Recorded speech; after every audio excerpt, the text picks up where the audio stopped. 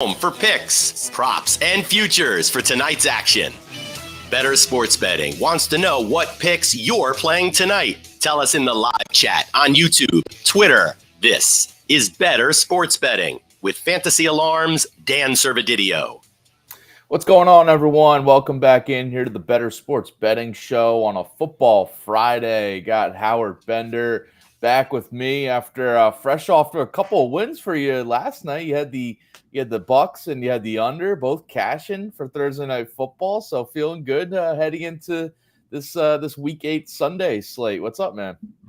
Not much. You know what? I couldn't figure it out, and I almost texted you last night because I said it on a show, and I couldn't remember if I said it on this show, if I said it on the Fantasy Alarm show on Sirius XM. But I was like, I feel like I just completely called that game absolutely perfectly to the point where I was like, 24-16 is, like the Bucks get you that backdoor cover on there. Yeah, I think said the backdoor thought it was cover. the Fantasy Alarm show because I said also, I was like, get that Mike Evans touchdown because we're like looking at it from a fantasy standpoint. It was the funniest thing. I said to my wife as we were like sitting there watching the game, and I said, she's like, so what do you need to happen? Whoa. And at this point, it was 24-10. I was like, from this point on, Buffalo can't score at all. And this is like early in the third quarter. I'm like, Buffalo can't score at all. And Tampa Bay needs to come down, score a touchdown, and have it be Mike Evans. She was like, okay, that's what we're hoping for. And it all just kind of unfolded in that fashion. So yeah, Evans caught the fourth down pass. It was crazy how that happened, but yeah, and the Bills did not score again. So they cruised to a win, but it was a lot closer than people probably expected while watching the game live. So crazy. I missed on a couple of crazy props. Did you see my loss on the James Cook prop? It was 72.5 rushing and receiving yards, and he had 73. And I was on that under, and I was like, all right, I'm so upset right now, but whatever. I mean, that was Josh Allen threw his interception. Everybody cashed in on that one there. And my boy Terrell Bernard came out on the under on his tackles plus assists. So that didn't happen. I did also have Rachaad White over 3.5 receptions over on Underdog. So I was digging on that. Yeah, I had White's rushing yards prop, which did not cash, but I did mention I would consider probably should have done it on the show, but his rushing plus receiving, because he had a ton of receiving yards. Yeah. A lot of those check down passes, especially late. So should have gone that way, but yeah, missed on that. Missed on Diggs' receiving yards. He had a lot of receptions, but not a lot of them were for big gains in that game. Hopefully you guys cashed on, if you went with Dalton Kincaid, receiving yards or anytime touchdown prop. I know that was out there in the betting space. So yeah, interesting game to start off Week 8 here. But yeah, we got a ton of game bets. We got player props. We got touchdown predictions coming up for Sunday's games. And if you got any of your own picks or predictions, definitely throw them in the chat here on YouTube, the Bettor Sports Network YouTube, the Fantasy Alarm YouTube, wherever you guys are tuning in from. We truly appreciate it on this Friday. And we already got a couple of people chiming in here. We got Britt Flynn already in the chat as usual on Fridays. Awesome to see you there, Britt. Hi, guys. And Rex Timotheus, good afternoon, gentlemen. What's up, Rex? Yeah, if you got any picks, throw them in here. We'll see where you guys are leaning on some of these bets and games. Rex is too busy cashing out all his DFS checks that he ended up winning this past weekend. He was like, check out the winner's circle over in the Fantasy Alarm Discord. He's in there. Great weekend for the family. So yeah, I'm psyched to keep this rolling. And Britt Flynn's she's going to be on the Fantasy Alarm show from 5 to 7 p.m. Eastern with me today. So lots of stuff lots of ways to go here. Lots of ground to cover. And shout out to Britt. I don't know if she caught us on Monday's show when we gave her a shout out, but last Friday, she, threw in the chat that, look at Darrell Henderson's anytime touchdown prop. Oh, yeah. Plus 190. Those odds were shortening as the show was going on, and he got in there. So, yeah, if you're in the chat there, we got some winners thrown out in the chat, not just us giving out winners. So definitely stay tuned for anybody chiming in there. All right, let's get to some bets, some game picks. We'll get to some props and touchdown calls in just a sec, but game bets here. I'll let you have the board wherever you want to go, Howard. Where are you going with one of your picks? You know what? I'm going to go with how about this? I'm going to go with one that's kind of like a little narrative sort of a thing. And I'm going to say I'm taking the Atlanta Falcons and I'm laying the 2.5 points. And I know what's going on through your head right now. I can hear you right now being like, don't Vrabel. Trust them. You're like Vrabel, home dog, right? Like, you know what? With all the nonsense going on with Arthur Smith and Bijan Robinson and not reporting the injuries, and the Falcons are struggling offensively and their identity is all kind of out of whack, and they're favored against Tennessee, who, yes, they're going to have a change at quarterback, but who knows? I don't know. Maybe Will Levis is like the next savior of QBs, of young QBs. But you never bet against Vrabel as a home dog. That's the rule. Well, the rule was to not trust Kirk Cousins on Monday Night Football. So I'm going against the rule, and I'm going to take the Falcons minus 2.5 points this week. Listen, I'm all for it because I don't know how you could trust Malik Willis and or Will Levis under center for Tennessee, especially just, we got a ton of we saw Kevin Byard traded from the Titans, but we got a ton of other rumors. Like, is Derrick Henry going to be traded this upcoming week? You got to wonder about the whole mindset of the team if they're starting to trade away some of their best players. Like, that's always in the back of my mind with some of this. Even though it's early in the season, if you're starting to trade away some of your vets and some of your top players, weird vibes. But yeah, listen, you mentioned, instant, early lean on the Falcons for this game when we talked on Wednesday, talking about this game.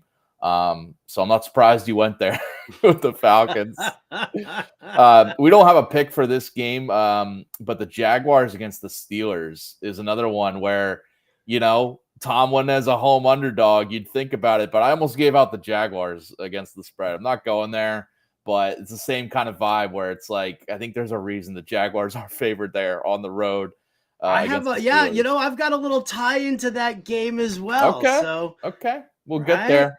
Look at that, putting the string through the popcorn here on the Bettor Sports Betting Show. Dan Servodidio, everybody. I love it. Come on. All right, one of my bets, kind of a narrative too, similar to you, but also just I think this is going to be a win, and not because of my Eagles fandom, but I'm going with the Eagles minus the 7 here at Washington. Earlier this year, on the narrative street, on that angle, we saw the Commanders in Philly push this Eagles team to overtime. Covered the spread. But pushed them to overtime and really made the Eagles sweat it out and work for it. I think the Eagles are going to be motivated to get, a convincing win here.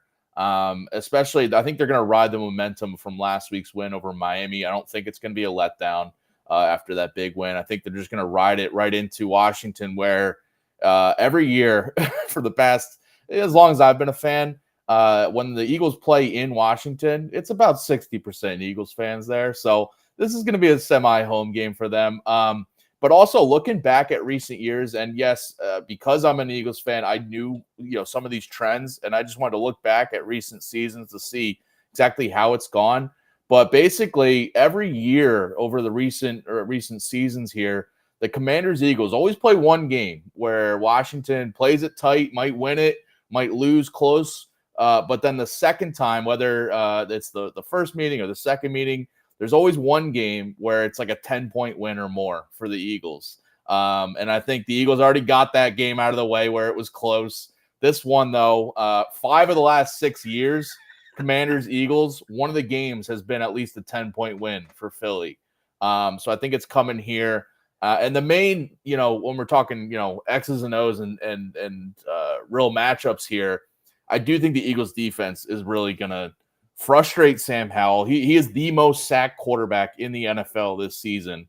I think the Eagles D-line is going to get to them. They're also going to shut down this Commanders run game, which, Brian Robinson has not been efficient back there. They're starting to turn to Chris Rodriguez now too. I think that aspect of it is really going to shut down the run for the Commanders. Having to lean on Howell, I don't think is going to bode well. And I see him getting sacked a bunch. So I think the Eagles can stretch out at least a 2-score win here on the road. Listen, I'm not going to go against the pick. Obviously, there are a lot of things. And yeah, I think the Eagles have like 24 sacks on the season, which is probably like third or fourth highest in the NFL right now. So I do think they win that battle at the line of scrimmage defensively. Kind of frustrates Sam Howell. I was talking to somebody in the fantasy side of things, and looking for alternatives to Sam Howell this week because of this matchup against Philly. So I said I'm not gonna go against your Philly fandom here, man. I did it once. You've done it enough this season, and it bit me in the ass, so I won't do it again. I still don't understand. Can you explain to me, by the way, I need to know, as a guy who's, popping an emerald green here today, what's the big deal about the Kelly green? I don't know. And you as a Philly fan, there's obviously a story behind the Kelly green. Well, it's, first of all, it's a throwback jersey. We all love like when our teams rock the throwbacks. What was the time period? Well, this one was from the 80s and 70s and mostly 80s though.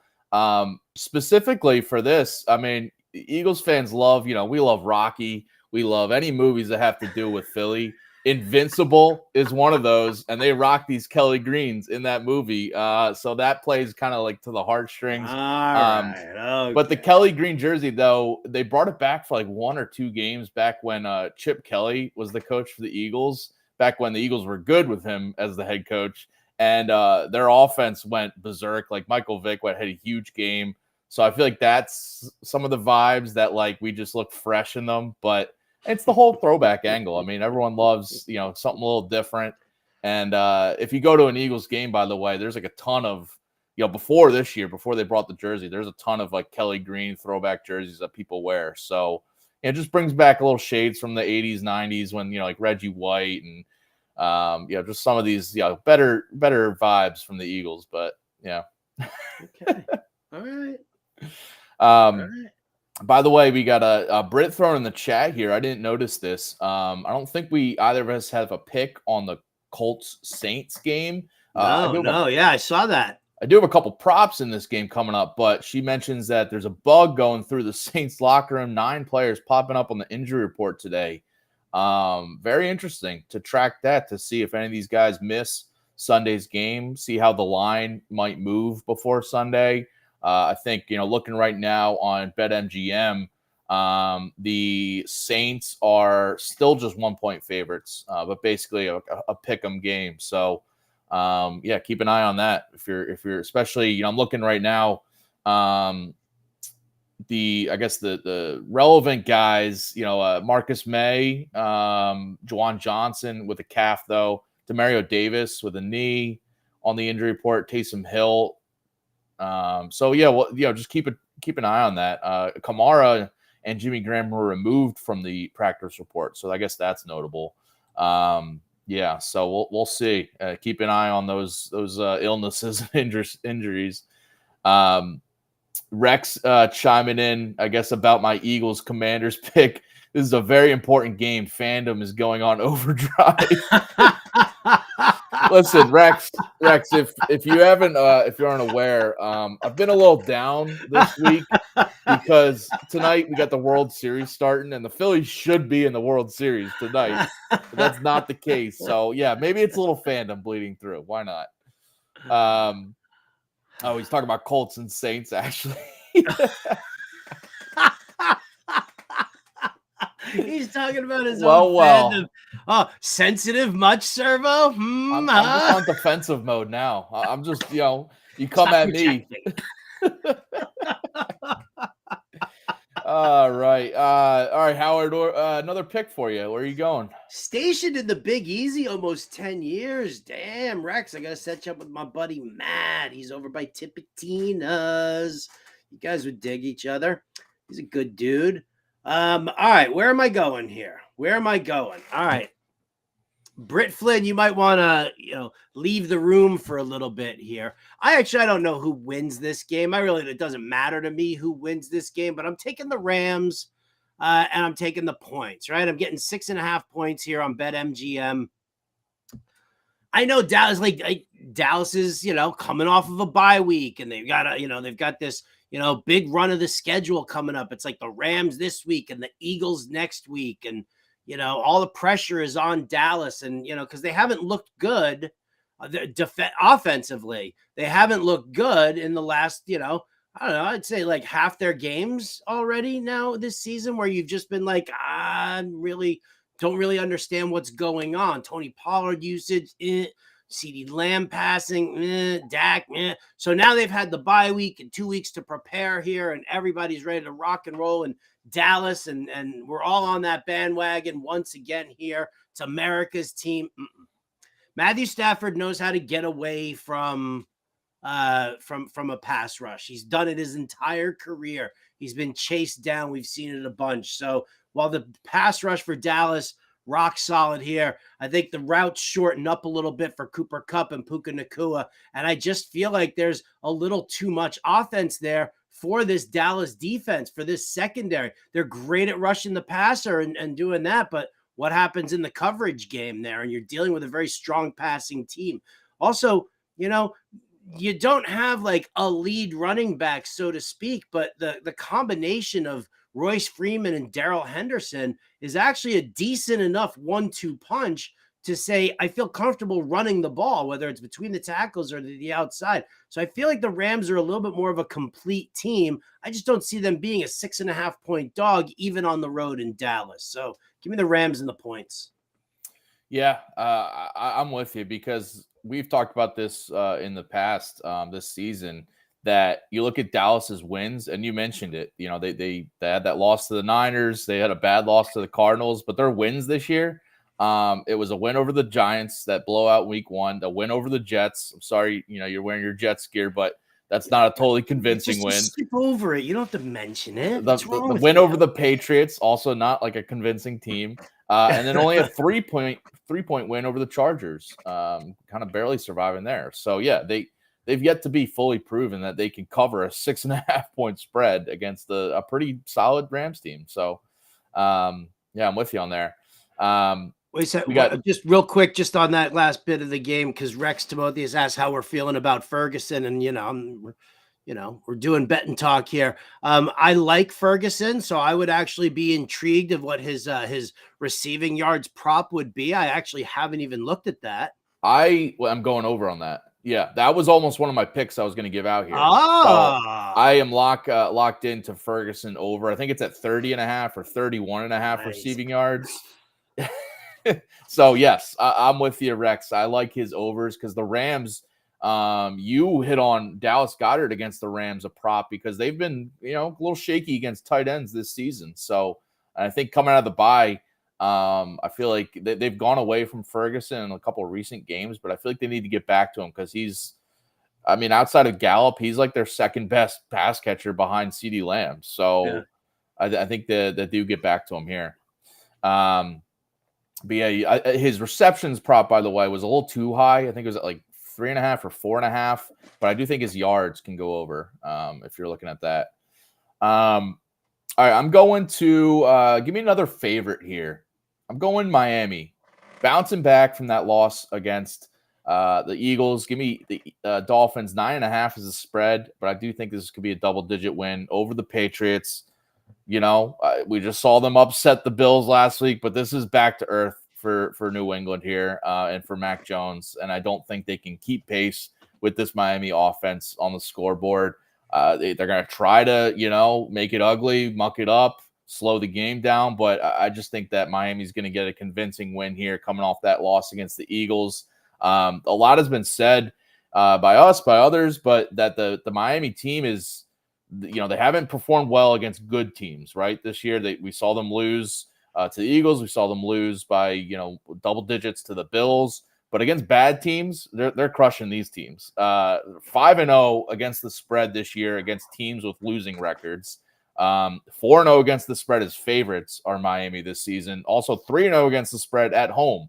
So this is a great spot, I think, for a bounce back for the Dolphins. And the Patriots, listen, I know they just had that win. It was impressive that they could pull off the outright win against the Bills, but I just think this is a different animal trying to keep pace with this very explosive, very dangerous Dolphins offense. And in his career, Mac Jones, 0-5 against the spread against Miami, failing to cover by 7 points per game too. So these are not like close losses that he's dealing with. He's had trouble. And you want another narrative? How about another narrative for this game? So last week, talking Bama quarterbacks. Last week, we saw Tua lose to Jalen Hurts. They were teammates at Alabama. I think Tua is going to be looking to get some little revenge on his Bama quarterbacks and get the win here, convincing win over Mac Jones, who was, relieved him at Alabama once he was gone. All were in the same quarterback room at some point.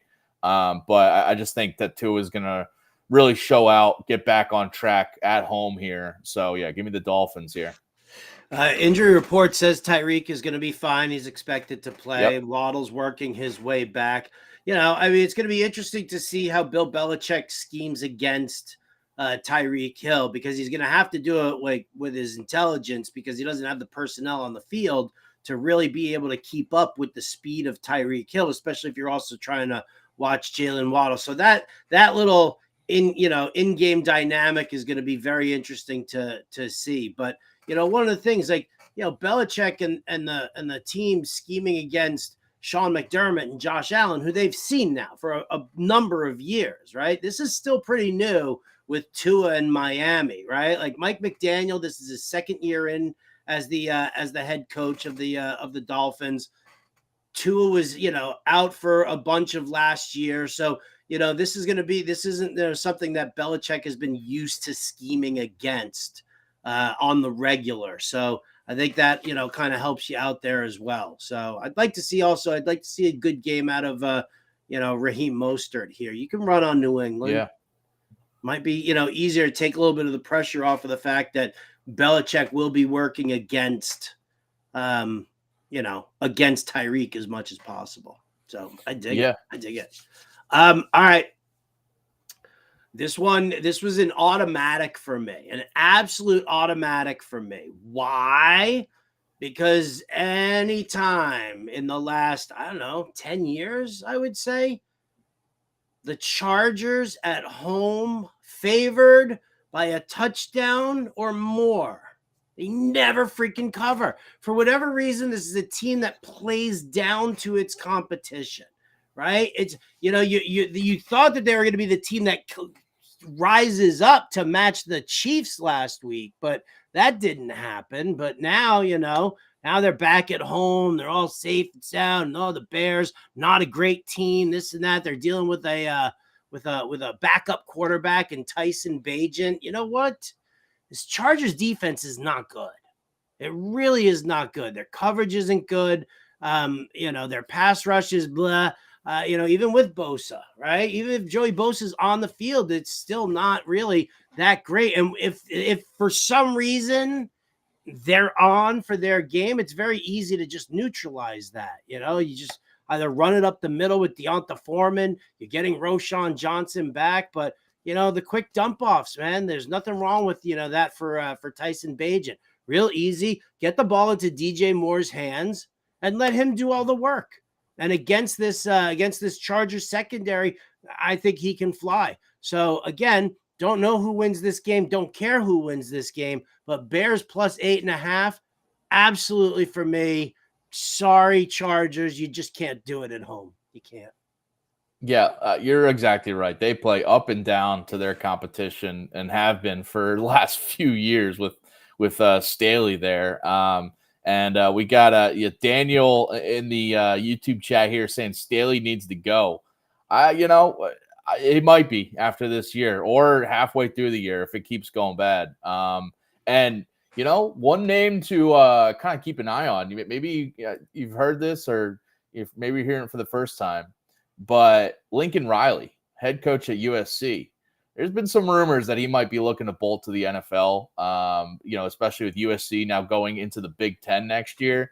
There's been some rumors behind the scenes that maybe he's looking to do something else, go to the NFL, especially losing Caleb Williams. It's going to be a really weird, big transition for them next year.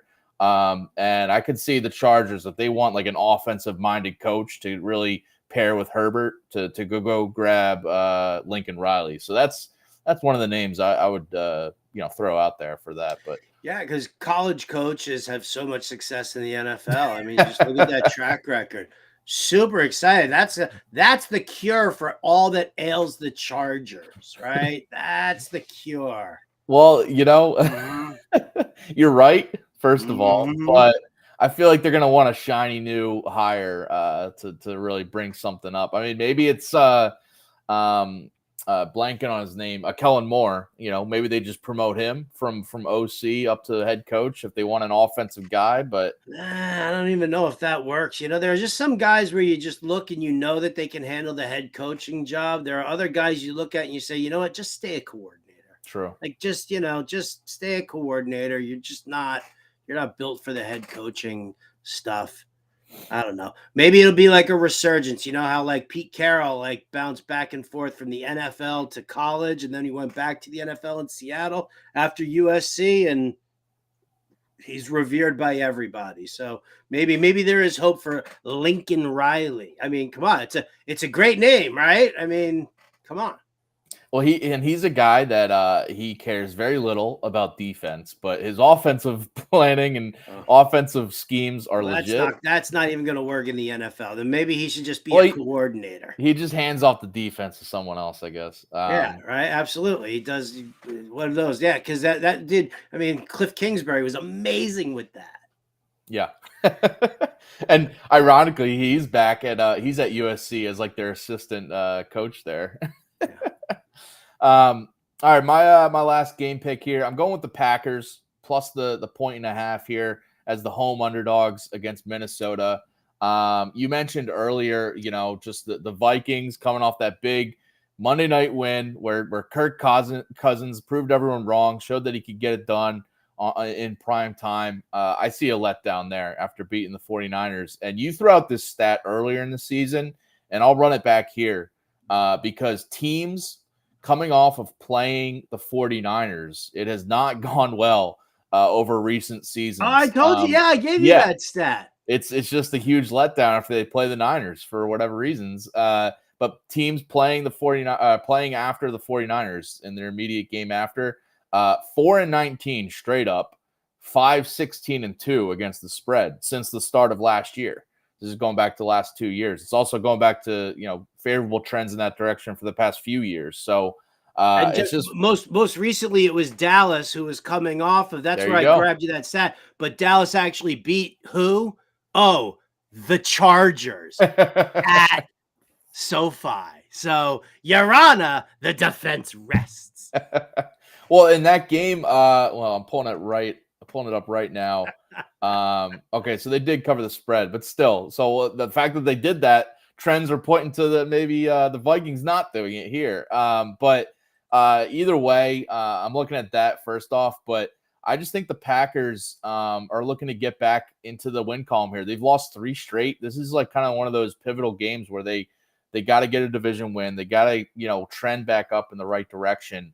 And the way to beat the Packers has been on the run, via the run game. They have one of the worst rush defenses in the NFL, but the Vikings don't have a good run game. Madison has really not stepped up to be a true workhorse stud like Dalvin Cook was. The Vikings have yet to rush for a touchdown this season, actually. It's just been a lot of, relying on Cousins to pull games out. And more often than not, it has not resulted in a ton of wins for the Vikings doing this.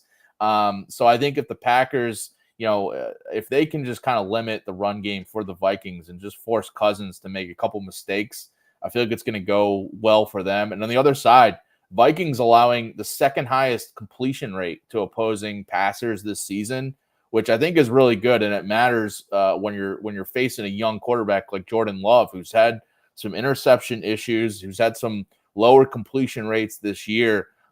Getting a little bit of a better matchup here, I think it could be a bounce back for him and for the Packers overall to get back in the win here. I'm glad to get the plus 1.5 on the spread. I do think you could look at the money line too to win outright. And then the last stat that I have here, mentioned teams coming off of playing the 49ers, not good. Last 5 years, teams after they've played in Denver in that air, in that, the high altitude, it's gone well for them in their next game. 21-11-2 against the spread in their next game over the last 5 years. So that's the Packers in this spot, which I think as a home dog here, I think they can win here. This line flipped. Are they favored now? This line, no. The Packers were favored by 1.5 when this line opened. Oh, I know. Earlier in the week, and now because I remember we were talking about this one on Wednesday, and I said to you, I'm like, what's going on with this line? Because, why would the Packers who just, the way they showed in Denver, like, why would they be, at home? Why would they be favored? They were favored by 1.5 on Wednesday. I'm trying to figure out. I didn't see, I don't know exactly when or why the line flipped, but I mean, that's a healthy swing right there to put the Packers now as a 1.5 dog. I'll take it. Huh. It is a little head scratching, but I'm still going with it. I could see, honestly. I'm going to dig deeper into that one there. I'll probably put something. I'm going to do a best bets write-up over at fantasyalarm.com. I'll probably just give some sort of a like a mention of this, and I'll see if I really want to bet it or not. But yeah, I'm just kind of curious as to why it flipped the way it did. Interesting. It could even flip the other way by Sunday. We'll see. But that'd be fun. I mean, if it goes back to the original line, I'd be very shocked. Very interested to see exactly why. But I'll figure that one out. I like it. All right. I'm doing a bonus bet here, Servo. Okay, throw it at me. New York Jets. Oh, I see. New York Jets. There you go. Battle of New York. Jets, Giants. Howard the Jet fan. Howard's wife, the Giant fan. A lot of Howard's friends, the Giants fan. A couple of friends of Howard's, the Jets fans. But a lot of Giant fan friends out there. It's getting so bad that, like, even my wife is trying to be like, well, we're a better team with Tyrod Taylor under center anyway. Are you? Are you sure? I don't know about that. The defense doesn't look good. Brian Daboll doesn't look like he's got, like, everything humming on this offense. Maybe Darren Waller does well. Jets kind of stink against the tight end. But, this is the type of game that I feel like it means something to Robert Saleh, the coach. Right? Like, he's that guy who's like, I got to win. It's the Battle of New York. I have to win. Right? Like, I think Daboll's just like, whatever, man. I'm going to get my wins. I'm going to get my losses. Saleh, like, I think he really wants this, like, Battle of New York. He's bringing the respect to the Jets now. And I think that, in this matchup here, certainly from a football standpoint, it's a bad Giants defense. It's an offense led by Tyrod Taylor that really doesn't have wide receivers. Wan'Dale Robinson's okay. He's a good possession guy. Darren Waller's, has his moments, and he could shine because the Jets stink against the tight end. But, listen, I think that with the way the Jets offense has, Breece Hall can run all day. And I know that Saquon Barkley's going to have a big role the opposite way, but I feel like Breece Hall is really, there's talk now about trading Dalvin Cook, that he's asked for the trade because even Dalvin Cook knows that with Breece Hall here, there's really no reason for Dalvin Cook to be there, and he wants to play. So I commend Dalvin Cook for that, and now trying to get the Jets to deal him before the deadline. So I feel like this is a big Breece Hall sort of a game. It's basically a home game for the Jets too, since they share a stadium. So my bonus bet here to piss off my darling bride, Deborah, I love you so much, but I hope your team goes down like the dogs that they are. Jets minus 2.5. Lock it in. Locked. Oh man! Either way, it's gonna be a rough Sunday in the Bender household. Oh Whoever no, wins. I'm used to the couch, Servo. You see, there's all this gray. This gray is, this is what happens to you when you sleep on the couch enough. You know, you'll get there someday, kid. You'll get there someday. I promise you. No, my wife's an Eagles fan. I've already converted her. She didn't have a fandom coming in, so she's an Eagles fan. Yeah, that's the reason you're sleeping on the couch 20 years in with the same lady. Mm-hmm. Okie dokie. All right, you mentioned a big Brees Hall game, and that's one of my player props. Let's go to our player props here. Give me Brees Hall over 67.5 rushing yards. You gave the little appetizer there, but this is just a smash matchup against the Giants. Giants allowing 137 rushing yards per game, sixth most in the NFL, giving up 5 yards per carry this year. Brees Hall's only been over this in 2 of 6 games.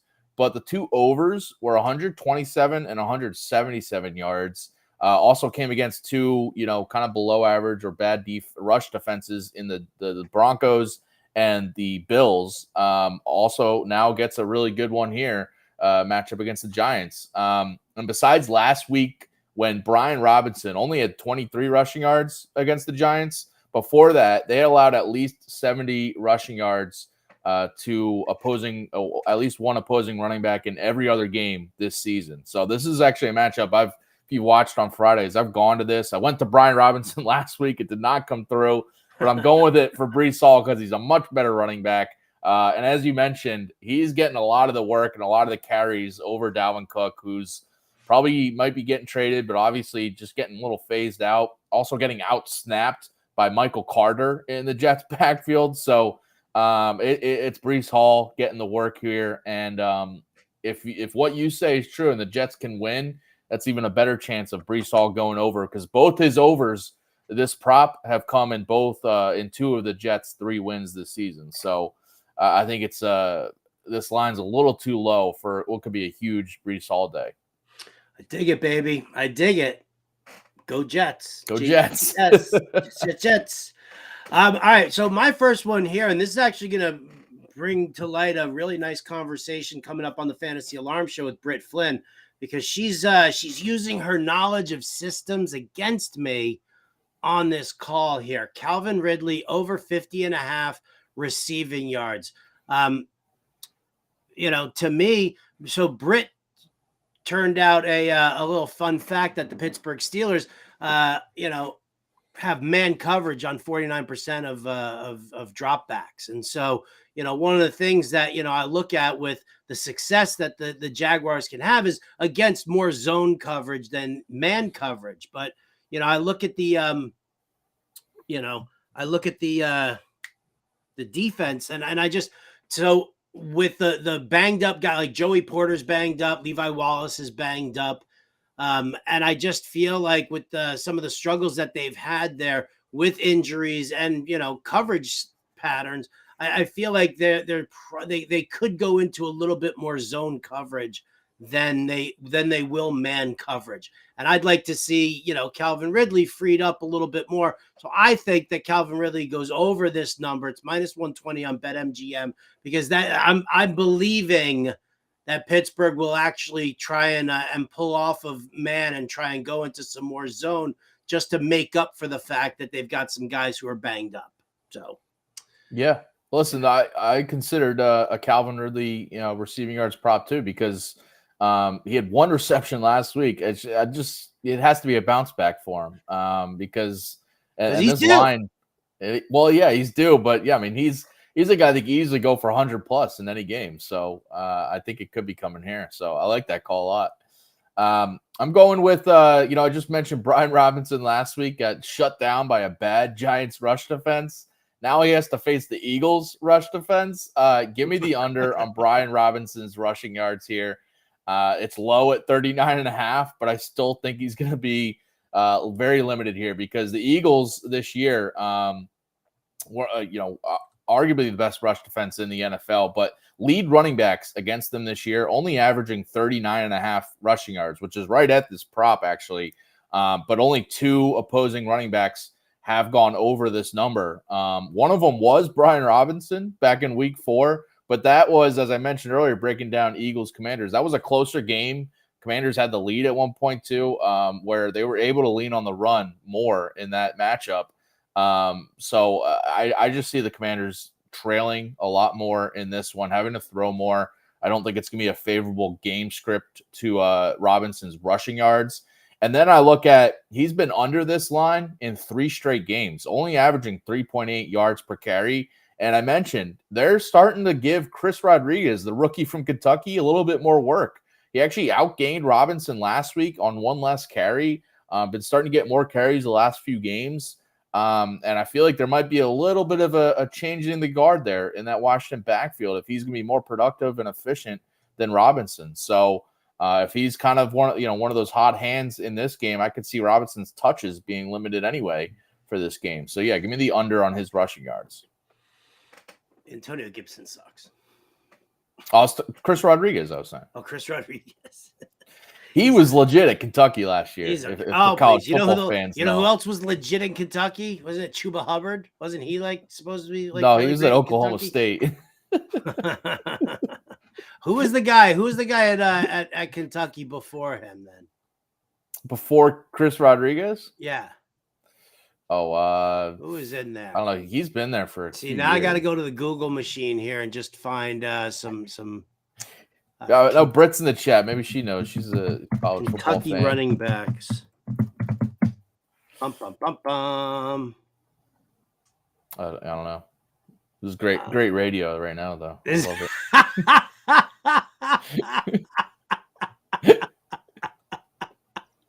it. Anyway, while you're looking at that, I'll just throw out another prop because I'm sticking in the same game here. All right, Eagles, Commanders, and this is a pick I went with last week and it cashed. I'm going right back to it. DeAndre Swift over 13.5 rush attempts.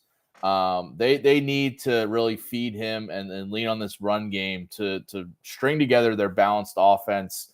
And he's been over this line in 5 of the last 6 games. In that loss to the Jets a couple weeks ago, he was under it. But I mentioned last week they need to get back to giving him more work and leaning on the run to really pound together longer drives, which they love to do. It's Gainwell's getting some work, but it's mainly Swift getting the lead back touches here. And again, over in 5 of the last 6 games, and he's gone over it. The only times he hasn't gone over this line was in that loss against the Jets, where they had to throw a little bit more, and they were throwing anyway, even though the game was close. But then in week 1, where he only saw 1 carry, was really getting used to the offense, didn't get as many snaps as he's getting now.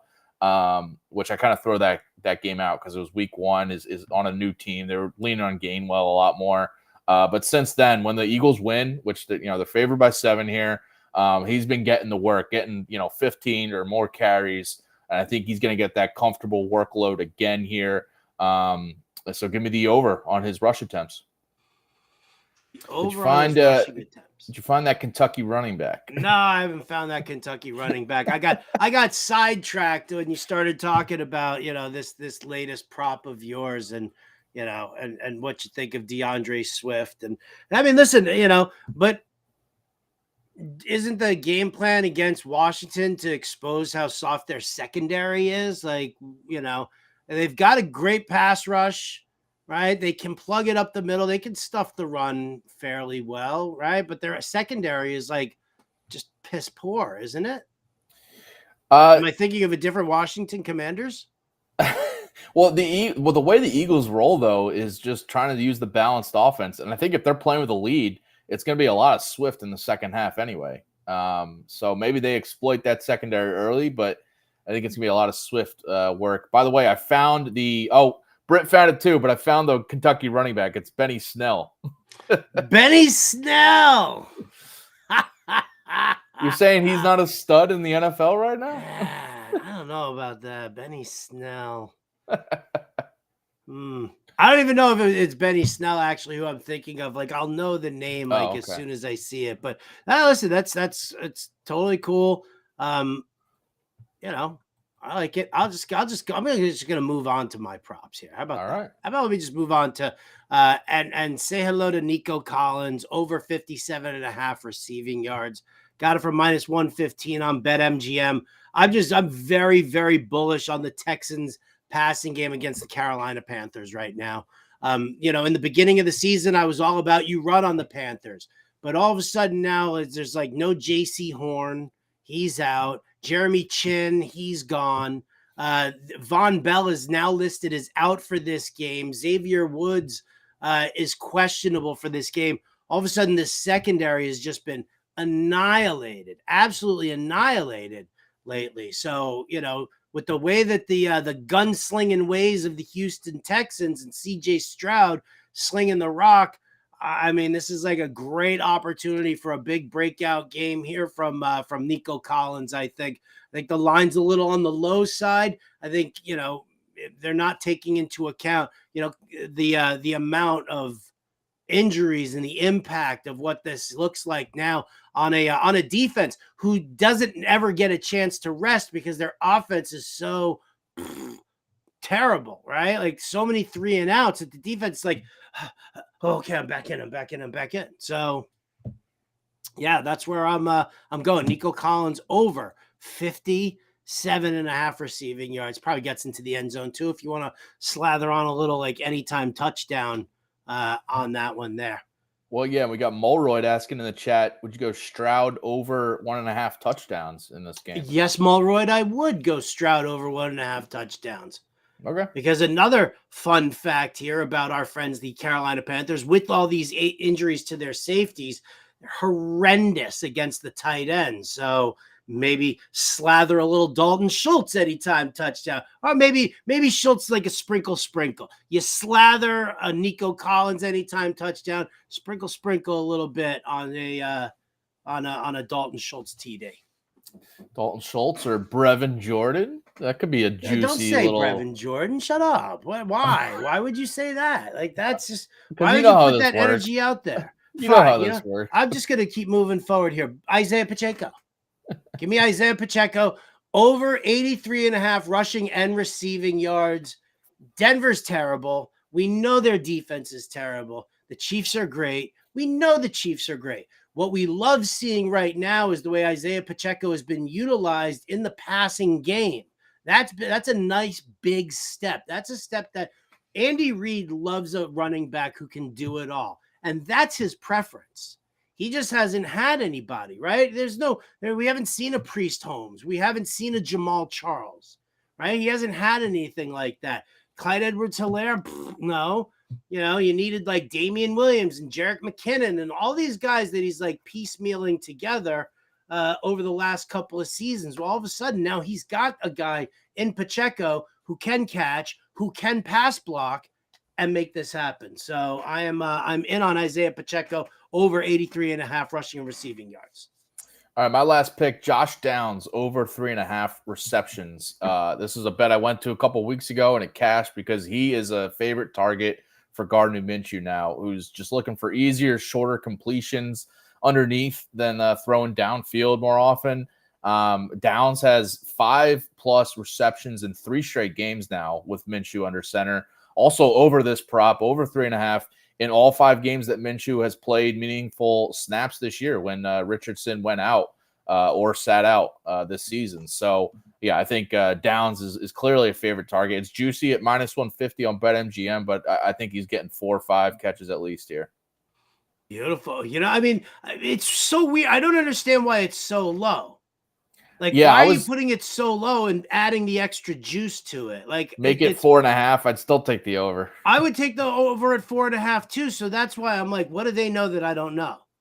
Because now all of a sudden you're making it seem a little on the suspicious side. Well, maybe it moves to 4.5 if we keep getting the juice moved up. But yeah, hit that over on minus 150 though. That's just parlay it with something. Fish and Boogie says Downs will get 9. Right? I mean, go the alt receptions line. I'd be fine with that.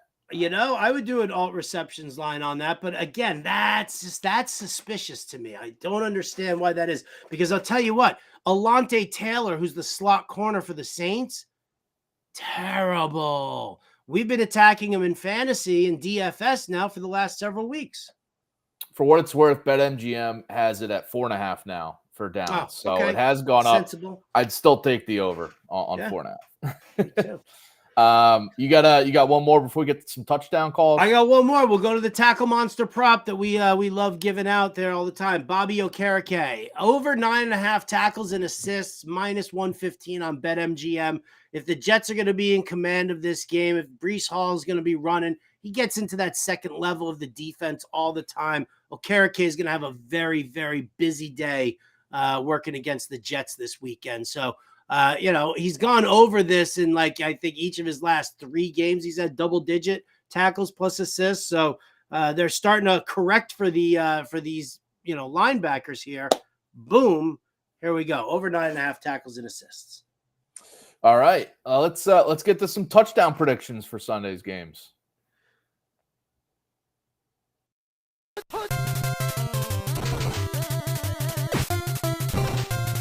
Touchdown.